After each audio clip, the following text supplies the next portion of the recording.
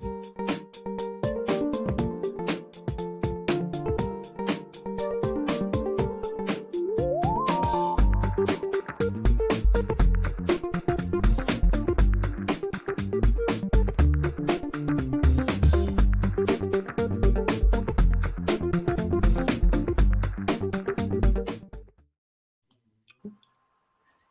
everybody. Welcome to Coffee with Kate. I'm back after about a 9-month hiatus, and I am back with my friend and media coach, Elizabeth Walker. Great to be here. Cheers. I will admit I do not have coffee in my mug. I have water. Me too. So we're good. Both in Colorado, and it's hot here, so it seems like a cold water kind of day. So thank you for making the time to be with us. So we are going to be talking about media coaching today. We're going to be talking most specifically about how to be confident on camera to do your own video streams, live streams, recordings, etc.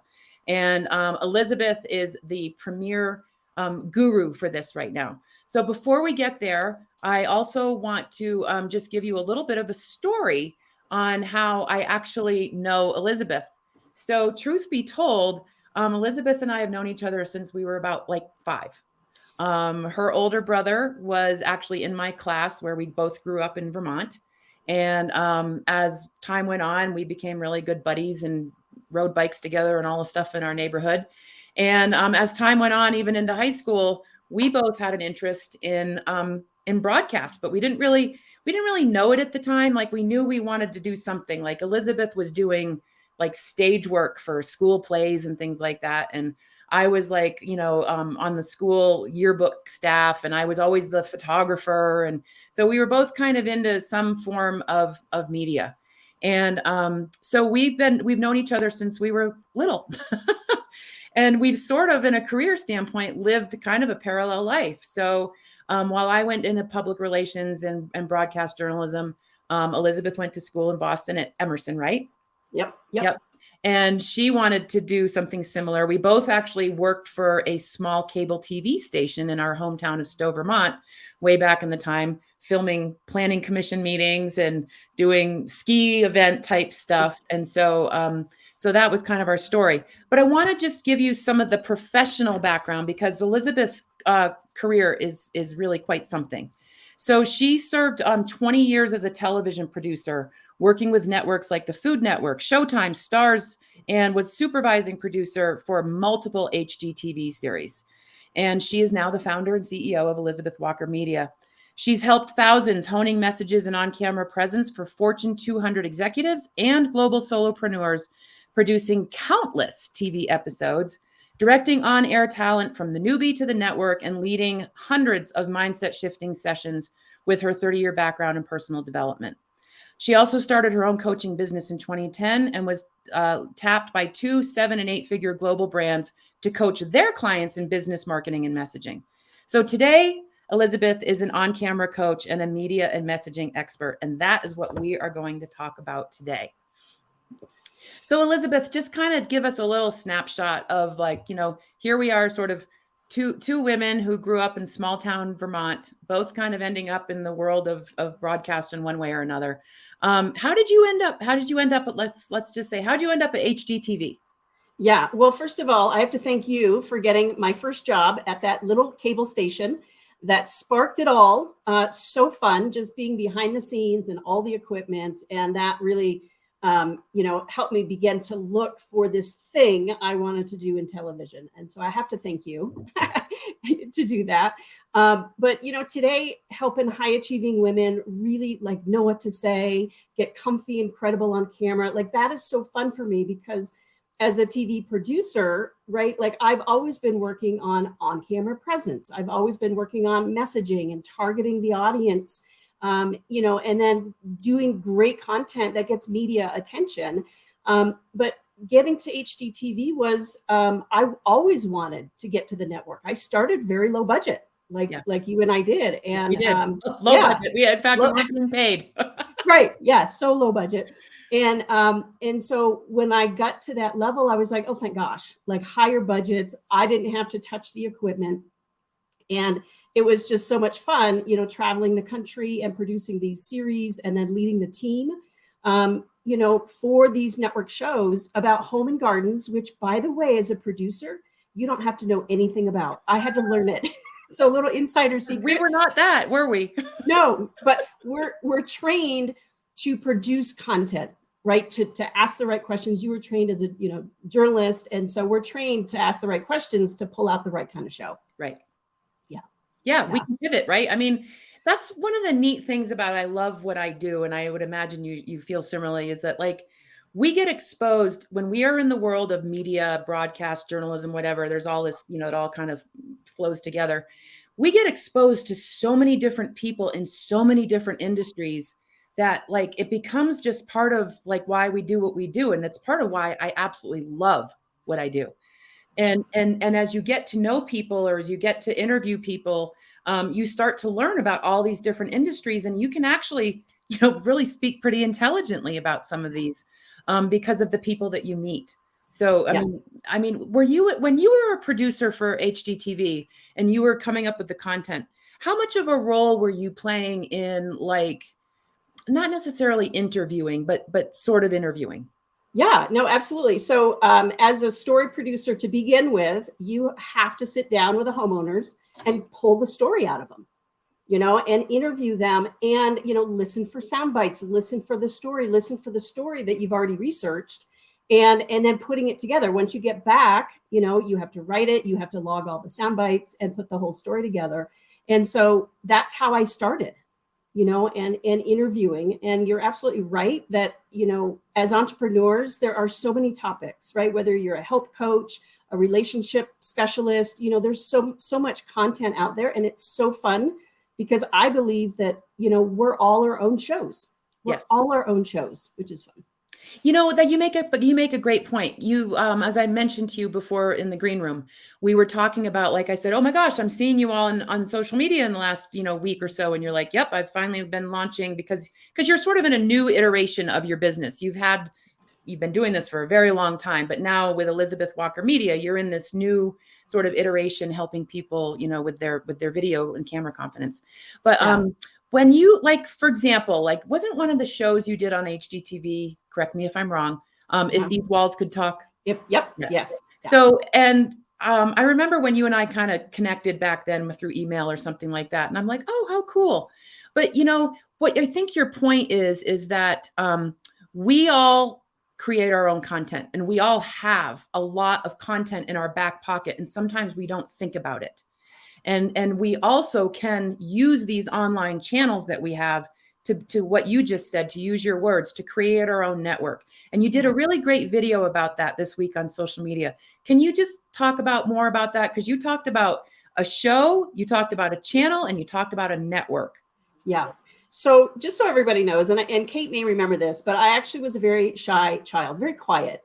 And this has been like, thank gosh for personal development, where I found myself, and I invite all of you to find yourself and enjoy your life. But, coming out and doing social, I had a hard time with like, really, I have to be visible. Come on. Like, I love behind the scenes, and, I will avoid being seen. And over these last 5 years of really working on that and saying, all right, get over myself.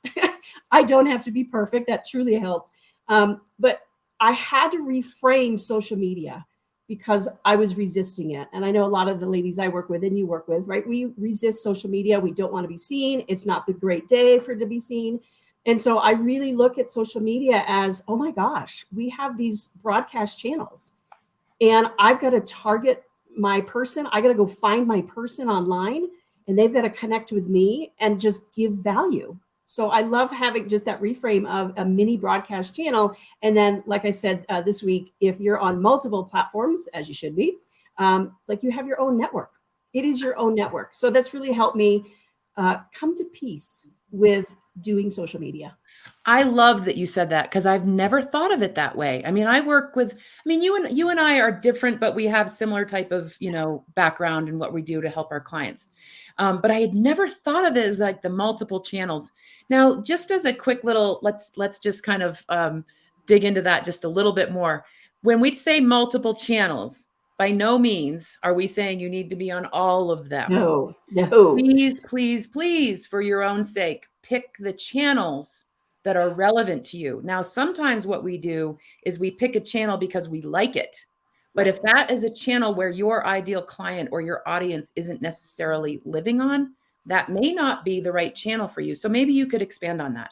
Yeah. So in working with a lot of clients, they think they have to be, there's the big six. So y'all got to be on the big six. And I'm like, no, you don't. Right. Like pick 3 or 4. And I even say, if you're a solopreneur, pick 2 that you can really get consistent at. And if you have a team, then do 6.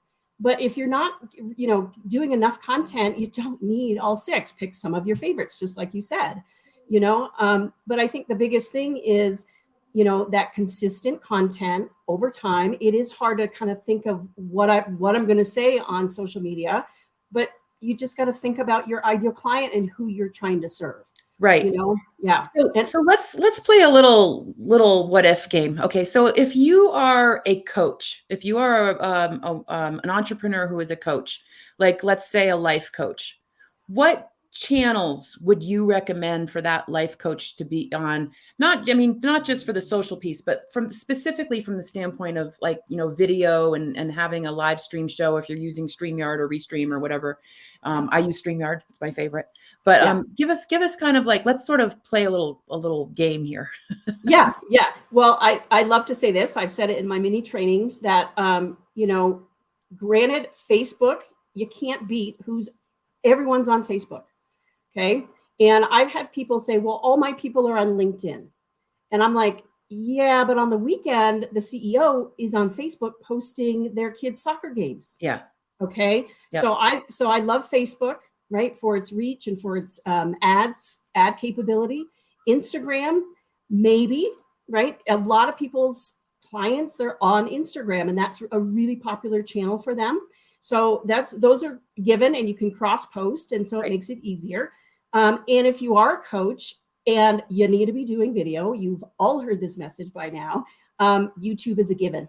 I was just going to say, I was hoping you would say that. So talk about why YouTube is a given. Yeah, because its sole purpose is to house your videos, all your videos, and we can consume all the content that you're putting out, and you can create playlists and you can categorize, all this content. And there's a ton of people. There are, 5 billion views every single day on YouTube. 5 billion. 5 every billion. Day. Wow. Yes, I didn't even know that. Okay. So, so when you look at statistics and the amount of people and the amount of views every single day, it's a given.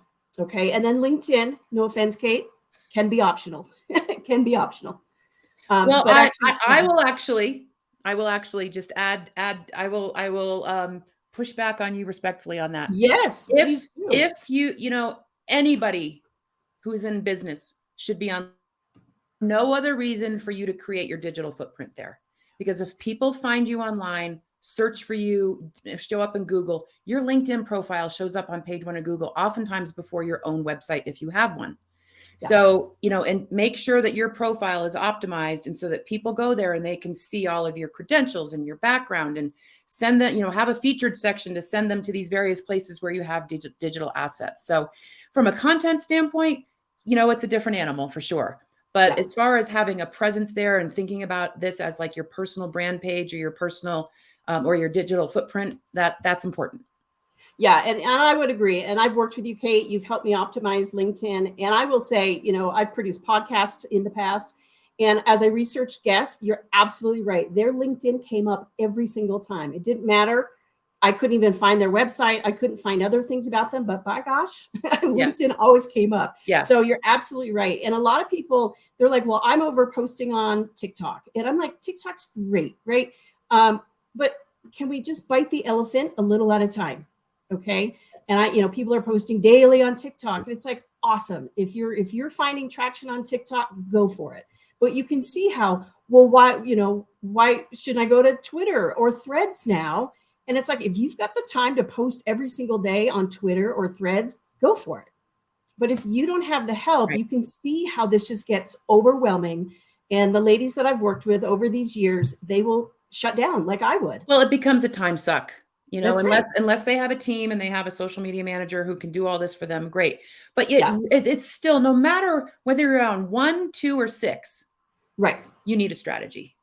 Correct. Agreed. One of the posts that you put up this week was about people who do Facebook Lives like almost every day. Right. And, Right. talk about, like, maybe that's too much. What is kind of like a best practice when you think about live streaming, and if you think you want to do it on a regular basis? Yeah. So great question. I did post that this week. But here's why I say this. I co-led and or co-created and led a multi-million-dollar coaching program around online visibilities. And at the end of the program, and this was for a different company, Inspired Living with Carrie Murphy, to give her a shout out. At the end of their year, can you guess what they resisted and never really did the most? Live video. Get live, going live. Okay. So I understand there are challenges. What do I win? What do I win? Why not winning? You win. Yes. That, one of the ladies this week, she's like, I'm still going live. I'm doing a challenge, and that's great. I mean, some people need that. Some people really need to build that muscle. I admire that. I respect that. And at the same time, if you're in my feed every day for 30 days, and then you extend it to 60, and in my post, I said, why do you think Game of Thrones was dripped? Like, and can you think of a show? I had to do some research because I was like, I don't think of a show. Can you think of a show, a broadcast show that's gone live for 30 days in a row? As a producer and on-camera coach, like, I'm trained to understand, like, okay, what's the message and how much is too much? Right. Like, right. we would just get like sick of you. And again, you could be the most beautiful soul on the planet. If Oprah went, speaking of a beautiful soul, if Oprah went live for 30 days, nah. Yeah. No, I mean, I think again, it all comes down to strategy. And I know that we as marketers always kind of have these words that we use all the time, but strategy is so important. And we could have a whole separate show about that. But you just said something that I kind of want to just kind of pivot to right now. And you talked about one of the things that you help people do and your clients do is with on-camera confidence. So let's talk about sort of the more seasoned entrepreneur. Maybe she's been in business for 2 or 3 years. She is her own brand. She speaks, she does all these things. But when it comes to doing, live video or any kind of video, or even just getting in front of a camera, a lot of people really get stuck or scared or frozen. Yeah. And so tell us, kind of give us a little bit of a picture of how you help people with their on-camera confidence. And really, I bet it's a mindset thing first. Yeah. Yeah. And so then it's like, okay, well, then we're going to talk about the tools and the content and all that. But talk a little bit about getting confident and getting sort of excited about doing this. And I just have to give a shout out. My friend Phoenix Sagan just popped in. Yay. Phoenix, she's here in Colorado too. Yeah. Yeah. So, I have to be honest, like, in my early television career, they were like, you have to be on camera. And I'm like, no, no, I don't want to. I love this story. Is this a story about when literally the camera got turned on you? Yeah. And I'll weave in, how I've had to learn this so that I can obviously, give you some tips here. And was this was at HGTV, right? No, this was prior. Yeah. This was at the largest cable company in the world, and I was producing these shows. I was actually working on messaging with, Fortune 200 executives and all these things. And they're like, no, you have to be on camera and host these shows. And there was nothing in the job description at all. And so you talk about, what's going to get a woman entrepreneur excited to be on camera. I was not excited when they asked me to do that.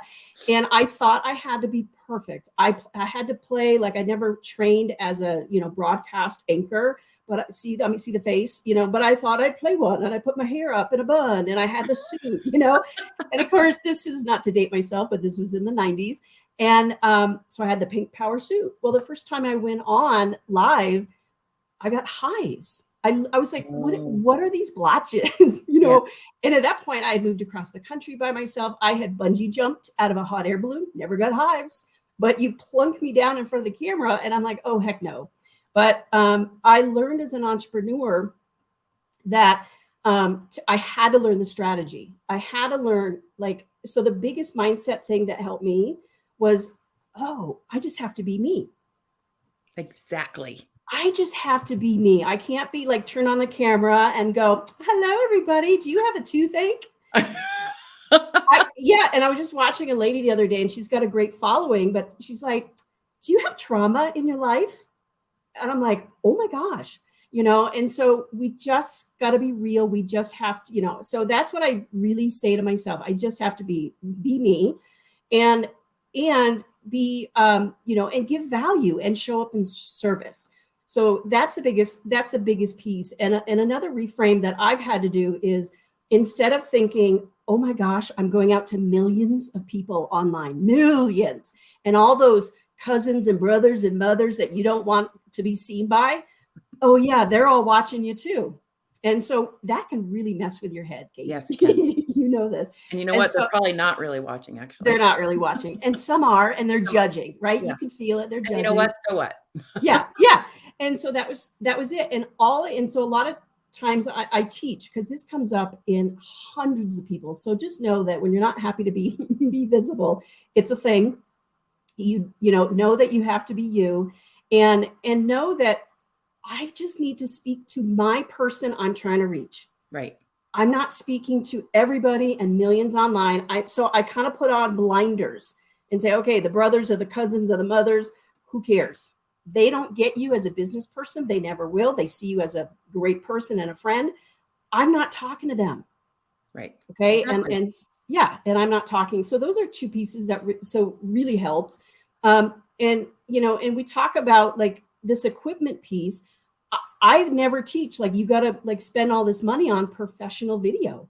And so the fact that it is easy to use just your phone, a tripod, and a ring light, you could get away with that for years. A phone, a tripod, and a ring light, and a computer. I do like to go live on computer, just like you do. I prefer it. First of all, I can just see it better. I can see it better. Yeah, on the phone, the comments are coming in. I'm like, oh my God, I can't read it. And then it's tilted, right? But those are some things that really help me in understanding of, oh, I just can flick on and start recording and or go live. And it's so much easier. It's so much easier. Let's talk about the difference between, when is it the right time to, get like professionally produced videos, like for what purpose? And then when is the time that we can, use what we've got in our back pocket, right? Our phones. Yeah, and, exactly. And maybe we're outside, and maybe we are doing an interview with somebody, and some kind of thing. But like, talk about the difference between like when you do want to invest in the time and the purpose, because for the more polished video. Yeah. So I'll work backward and say, we can use our phone for reels. We can use our phone for, doing have videos that give lots of tips. Super easy, like all that stuff. And when you practice enough and you get to be the real you, it's just easier. Okay. It's accessible. You can have a desk tripod. You can have, a desk ring light even. You can polish up your background, but the phone's great for that. And even behind the scenes, right? Like, hey, I'm at the river and this is what I'm up to. So that's all super casual. You can do handheld, or you can, do a selfie stick with that. But professional video is awesome for a video on your website. Okay. The video explains, who you are and positions you as, why the person to teach what you teach. That I want you to spend money on that. Like, that's where you put the budget dollars. And then also for your lead magnet, your opt-in, if you're doing a video course, or, instead of a PDF, you could do a mini training, you could do a 3-part video series. I want you spending money on that. And, or if you do, if you're doing a new product, like your online course or your online modules, I want you to spend just a little bit there. Okay. Because people are paying you money for that. And that's a great place. And again, it doesn't have to be super expensive at all. Right. Yeah. So what kind of content, if they're going to, hire someone or go to somebody's studio to record, what kind of content would they be making? Like, and how many, like if they're making videos to put on their website and maybe also on their YouTube channel, we'll get back to Yeah. that because there's a whole strategy with that. But what kind of videos should they be producing that are the more professional? Oh, so sorry. Okay. Yeah. My And, dog's snoring over here, so. okay. I was like, okay, welcome to live TV. Yes. And so you get used to these, you roll right through it and keep talking. So content wise, you always have to think. A lot of people are challenged by coming up with content. That's the biggest thing I work Always. with is like, and you do too. Like, what do I say? And I go, this, and this. Like in a month, you're going to say this. And they go, oh, that's so good. I go, yeah, it's easy on my side to do your content, right? When we're so close to it, it could be a little challenging, but I want you to think and this is the biggest thing that I've had to learn is what does my client or customer need to hear this month? Mm-hmm. What do they need to hear? Or are there holidays or seasons or things coming up in the month that you want to tell your customer or client about? Right. Okay. So doing videos on really tips and giving value is a lot. I mean, that's a reel, right? And that's real. Yeah. Or tip reel. It's funny. I'll share just for the people who are listening to this, and especially those who are listening on the replay. Thank you. When I've had Instagram for a while, but I just never did much on it. I mean, basically Facebook and LinkedIn were my comfort zones. And then I realized that reels are really something that I should be doing. And then when I started working with people about doing the reels, I'm like, oh, well, you can get more bandwidth out of those reels by posting them to your YouTube channel as a short. Right. And so that's what we do now. So all of my videos, whether it's my reels that I do, my video tutorials on LinkedIn features or updates, or my Coffee with Kate show, all of that now lives and is archived essentially on my YouTube channel. And the reason for that is because YouTube is the second largest search engine in the world, everybody. It's owned by Google. That's right. And so when we embed any of my videos, reels, shorts, Coffee with Kate replays, we pull it from the YouTube playlist, the channels, so that whenever somebody views it, I can track, the views and I get credit for that view. Yeah. So anyway, but I started doing reels in January. There's a woman here in Colorado. Her name is Chris Gosnell. So shout out to Chris Gosnell. She's both a photographer and a videographer. And I go to her studio every month and I produce 4 reels, one a week. And she gives me like prompts and everything. And then it's a lot of it's about personal branding and LinkedIn, but like they're starting to build my Instagram following, but I'm also getting extra bandwidth out of them in other places. So I put them on my LinkedIn. I put them on my Facebook. That's right. And, and it creates conversation. Yeah. Yeah. And you bring up a great point is, I think this point is missed where we're not creating different content for all the different platforms. Correct. Right. And that's what you're saying also is, produce your content, but then it goes out to all your platforms. Repurpose it. Yeah. And I'll give you a big tip on repurposing. What a lot of people do, just because it's easy, and I get that, is they will schedule all of their content on all the same channels on the same day at the same time. And you are losing a huge opportunity because no one person can be on Instagram, Facebook, all at the same time. Yeah. So spread out your posts. You can repurpose the same content, but spread them out on different ones, and I mean, we could get into using hashtags, because each platform has its own sort of hashtag algorithm. Right. And so, there's all the different ways that you can get some extra traction on that. Yeah. And I think to bring it back to visibility, I think, again, see, this right here is what stops women, very talented women, from starting. Because all of a sudden it's like, well, now I got to learn the hashtag thing. And now I got to learn this thing. Right. And I come from the camp of just get on. You're going to be messy. So let's deal with, you're going to be messy. You're not going to go live, or you're going to cut yourself off, or the dog's going to bark. I had 2 years ago, this was my worst case scenario. I was in a Facebook group and there was 13,000 people in there. I'm going live and I was, facing these windows, and it was summertime and a storm came through. and the lightning struck like right outside the window. So I'm just like, la, la, la, la, la, going, so blah, blah, blah. And then bam.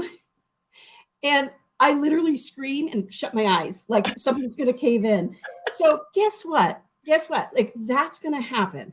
That's going to happen. It's going to be messy. And guess what? Just acknowledge it and move on. And people will begin to appreciate who you are. And then the more you do it, the easier it gets. I can't tell you, like in the beginning, I'm like, oh my God, I feel so awkward, right? Yeah. Yeah. And, I think you were always natural, Kate, because you were brought up, I think, doing it naturally and studying it and wanting to be on air. And again, I come from that like, oh Lord, I don't want to do this, but we have to. Well, I thought I wanted to be on air. And then when I was in college going through, and I had to do like, we had a college TV station, and I mean, small market, right? But it was, and then I was like, something, I actually think I'd really rather be behind the scenes. I think I'd rather be a producer, which I was really never a producer, but I was a writer. I was creating the content. I was finding the visuals and all of the stuff we need, because that's something that a lot of people don't realize in broadcast is that, you don't just get the talking head. You have to get what we call B-roll, which is basically getting pictures of things behind the scenes so that when you edit, you can cut away to B-roll. And a lot of people don't realize that that's something you have to take into account. And that was a big deal. And of course, back in the day when you and I were first doing this, digital didn't even exist. We were all doing it on tape. We were doing it on 3/4 inch tape, beta, super VHS, it was just, there were all these different mediums. But content has always been the hook. Right. Yeah. And I'd rather have someone go after, do more content and more engaging content and natural and what your client really like. Don't talk about stuff your client really doesn't care about. Right. Yes, we want to hear you and behind the scenes of you, and they will care about that. But, content is always going to win over production value. I'd rather just have you go on, not even think about B-roll or certain like the pop-up emojis that come on. Like if you watch YouTube and it's like bing, bing, bing. When you watch, the biggest YouTuber in history, Mr. Beast, who has millions, multi-millions of followers, like that, they spend $30,000 a month just on producing content. Wow. So when you think, don't compare. That's another piece of getting natural on camera. Don't be going off and looking at all these people. And then you get on camera and you're like, wah, like I'm not that person. Okay. Because there's a budget going into these people and they got the bells and the whistles and the sound effects. And you're thinking, oh, I'm just a talking head. I'd rather have that. People care about that more, about the message and the content more than a production value. And great. When you get a little higher budget, you can hire someone to come in and do some of your reels or tip videos, but it is not needed. Yeah, I agree. It's not needed right now. So what do you think about, I just lost my train of thought. Speaking of authentic. Well, I'm going to go back to some other point. So what we both have been talking about, and it's a word you and I each use in our respective businesses, is visibility. And there's a quote that I use a lot in my talks, in my presentations on stage. And it's a quote by a gentleman by the name of Coca Sexton, who was the former head of social media at LinkedIn, back when LinkedIn first came about. And the quote is simply this: visibility creates opportunity.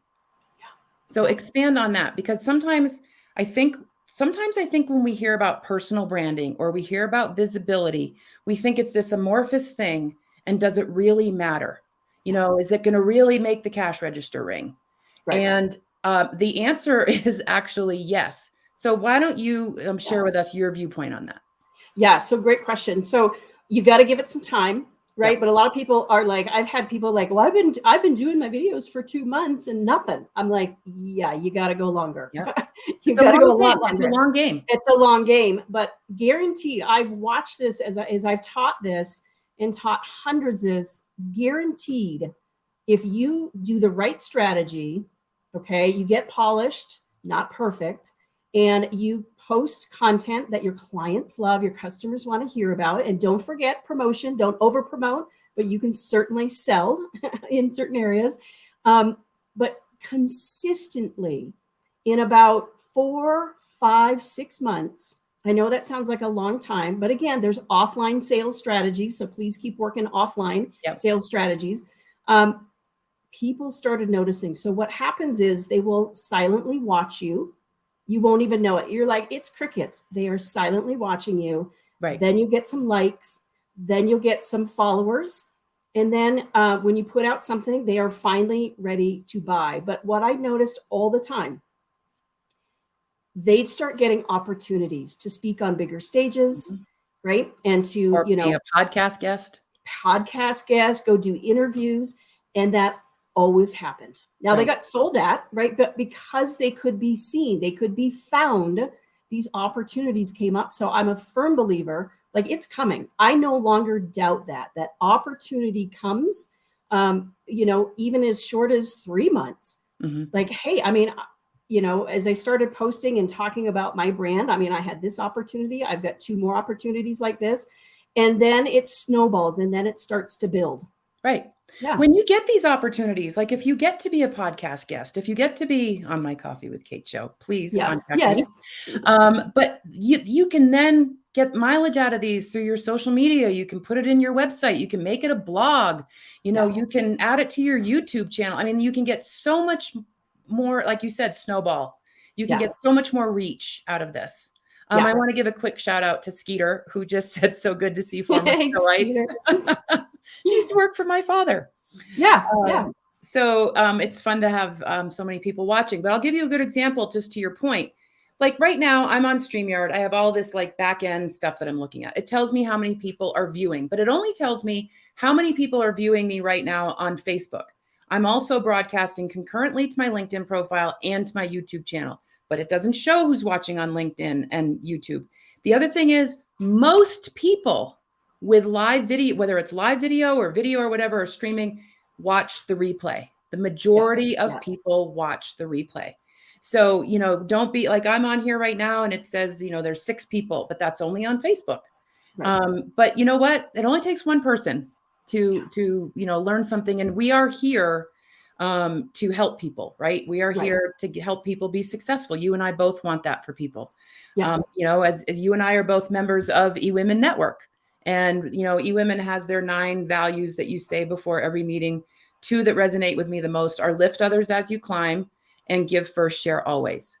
And I think that's what helps build trust in people, is that when, just like to your point earlier about being authentic on video, when you are you, people want to do business with somebody they can relate to. They want to be connected to somebody who they feel comfortable with. And when they're not comfortable and they build a connection, that builds trust. And if they have an offline conversation with you, that could lead to a transaction. It could lead to a, but we're really here to be, especially with you and I being, more spiritual types, from our personal development. This is why we do what we do. We're here to help others be successful.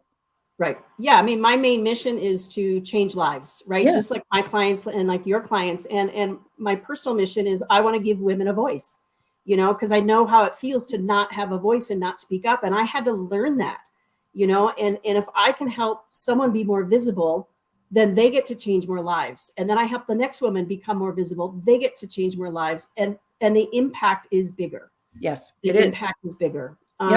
Yeah. And I wanted to talk, there's a catch-22.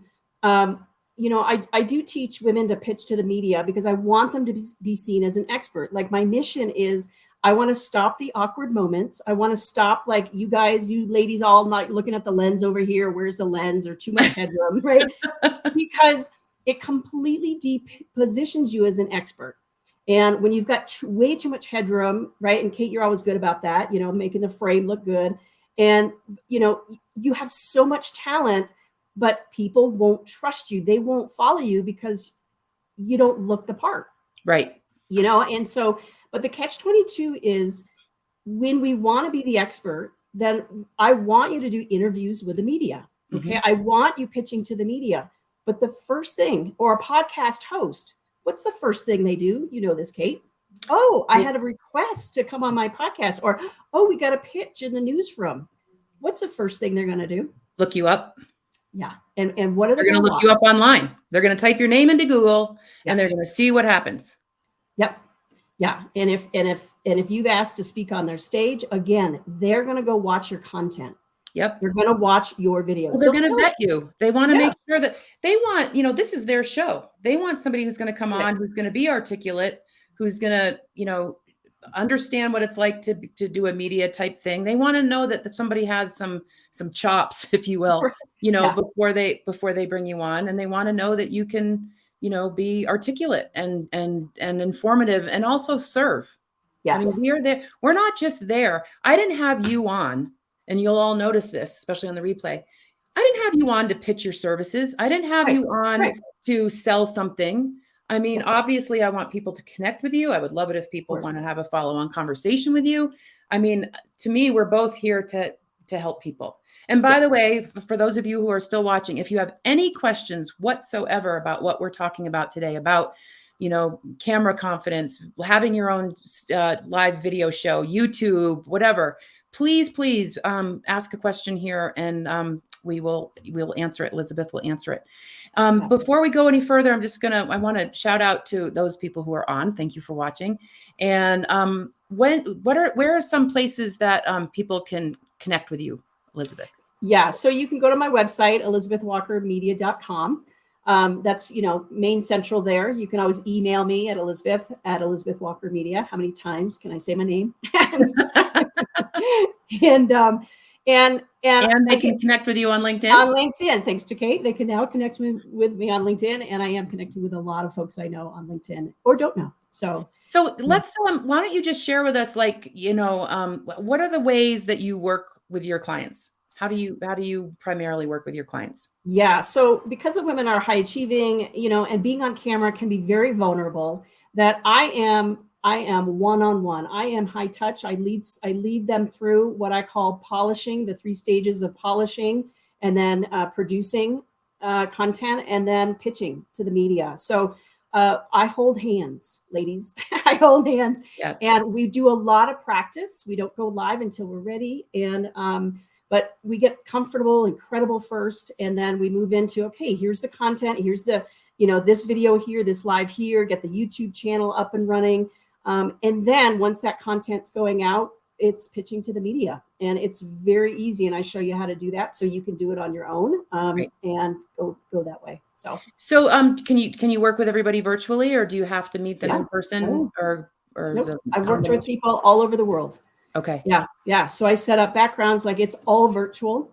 And I meet with them every week, and we talk a lot about that mindset piece. We talk about, like, I'm not comfortable doing this. We talk about the fears. It's just not like, okay, go say this, but it's done, again, like I said, with easy equipment, and without scripting. Yeah. Just bullet pointing, and it can be done.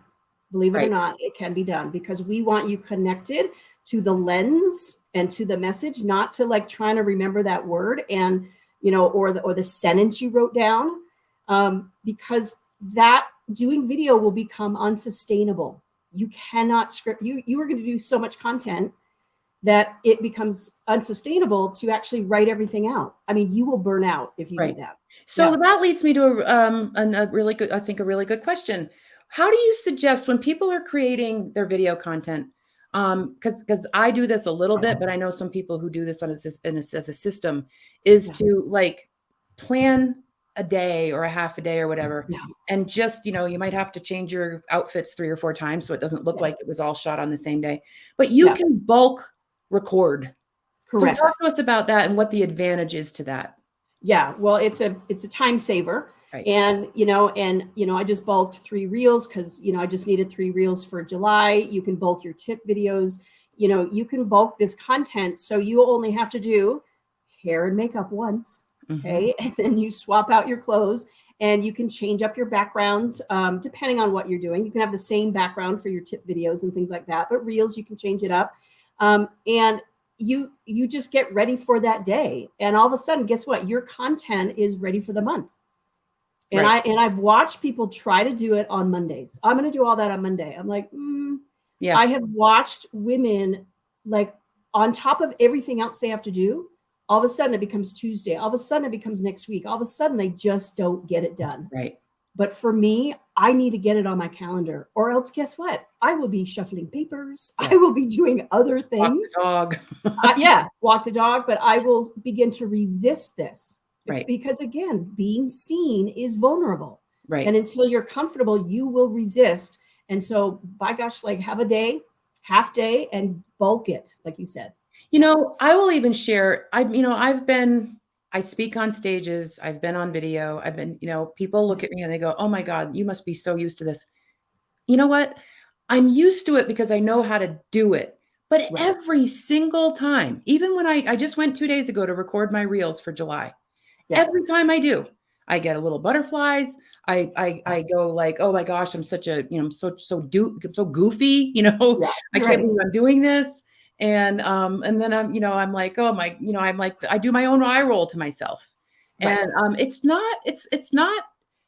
something, it's not natural, and yet once you do it though, and if you shift your mindset to it's the visibility piece, and if I'm going to do it, then I might as well have fun.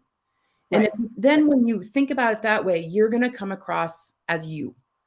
And you don't have to look perfect, and you don't have to have perfect makeup, and you don't have to have all the bells and whistles. I think everybody should be hearing that message loud and clear. Yeah, right. Exactly. And I will say, it does help to have, even if you have a business coach, to really look at your content and go have them, evaluate, because we're too close to it. We might be too silly. We might be too, I tend to be too serious, because I'm passionate, and, but having someone else kind of look and critique lovingly, and, someone you trust that, because then you can go, oh, I'm going to do more of that and less of this. And then over time, it's just so much easier. Like when you shot and did bulk stuff, and then you get to be your own coach after a while. You're like, oh, I know exactly what I don't need to do. Exactly. Anymore. Exactly. Yeah. Again, it boils down to visibility. The name of my business is standing out online. And sometimes what I'll say on a Coffee with Kate show or on From the Stage, and I'll be about, when you do these strategies on LinkedIn, it'll help you stand out online and off. Because what happens is you start to realize what your own persona is, like how you're going to show up, which is you. But as you do it more and you get more comfortable with it, that carries over into when you go to a networking event. You start to get really good at how you talk about what you do without sounding like the 30-second elevator speech. Having a 30-second elevator speech is a great place to start because it gives you a foundation. And if you're new to it, then it's good to sort of have that little 30-second script. Try to have it in your head though, not reading from a piece of paper. And then as you do this over time and you start putting yourself out there, I mean, I hear from people all the time, oh my gosh, I saw you on this. I saw you on that. And there's a part of me that kind of goes, oh God, am I out there too much? And at the same time, it's like, you know what? That's when you are your own brand, which you and I each are, we have to sort of walk the talk in order for us to teach our clients to help get them more comfortable. Absolutely. Yeah, absolutely. I mean, I'll bet when you did your social media posts these past week or two, I'll bet you were like, oh my God. Yeah. Well, it's like, here we go. Here we go. Yeah. Like, here we go. Yeah. And it's funny because I've taught this, and being as a producer and doing that for 20 years, we technically aren't, I wasn't in front of the camera at the network level. They didn't ask me, thank goodness, because I'm not trained for that. Right. And we don't have to be in front of the camera, but ladies, if you're not doing your lives or doing your videos or things like that, I'm sorry, you will not stand out. You know this, Kate. This is why you do your business. You're not, It's what, gone are the days of just posting content on social media with text and an image. Yes, it still works. But if that's all you're doing, like I was working with somebody who has only been posting quotes for like 2 years. Yeah. Just quotes. Nothing about her, nothing about her clients, nothing about behind the scenes, nothing. Just quotes. Quotes are good to have in the mix, but if that's all you're posting, you're not showing anything about you. Right. So, this is, let's just talk about one little more point before we wrap up here. Yeah. I believe that the pandemic made us be more real online. Yeah. Would you agree or disagree? Yeah. Well, not only that, I would agree, but it forced us. Now it's no longer an option. It forced us online. And, and I watch people go, oh, wow, I really have to be online now because everybody is. Yeah. So like you said, like when I learned videos 2014, Facebook Live didn't exist, right. and it was a luxury. Like, oh, we got to start using video. I heard that message in 2014. And so I started figuring out that strategy. I got coaching around that. And now, like, we all hear it. All your business coaches have told you, right, to use video. And then that first people go, but oh my gosh, like, what do I say? What am I saying? And I just want to leave you with this, Kate, that and everybody, that you have to really understand that person you're speaking to and just hold them in your mind's eye, hold them in your in your orbit as you get on video. Because if you're thinking not just the number of people that are out there, you've got to really see them. And this is one of the things I teach. And because it comes up, it's almost like coaching session number 2. It comes up that, but how do I connect with my person? And it's like, you've got to hold them. You have to see them in their pain or their struggle. Right. You have to see them, like, so for you, Kate, seeing them kind of frustrated that they aren't, up the line on not social media, but when they're Googled, right? They don't have a LinkedIn profile. They're not standing out. They don't have the visibility. Right. And when you see your client, if you're a relationship coach, see them kind of fighting all the time with their partner. And that will really help you connect with your heart and connect with their heart and what they're looking for. Absolutely. And, yeah. So, yeah. I mean, I always, even when I'm working with my clients and we're working on the copy part of their LinkedIn profile, like specifically their about section, where we're using story, like who you are, what you do, and how you help, envision your reader. Yes. And right. talk to them, because we're really good at talking about the things that we do, like the features. Right. We're not so good at talking about the benefit we provide. Right. Because we feel like if we talk about the outcome that we're somehow being braggy. And I think that same mindset carries over into what do we do in front of the camera. Yeah. So, I was going to just kind of leave our listeners today with some tips is think about what your pillars of content are. You already are probably doing that on some level for the social media, the curation of content.